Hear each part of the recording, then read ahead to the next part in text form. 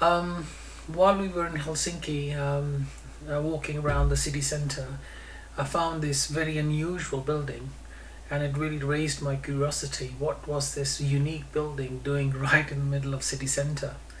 So I went and checked it out, and I was so surprised that this was like a church of. It was called a Church of Silence.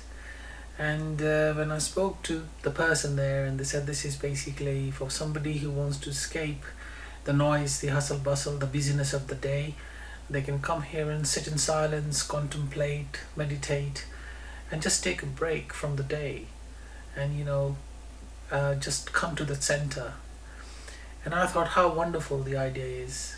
I wish every city had it. And obviously, there's no entrance fee to it. I could not do.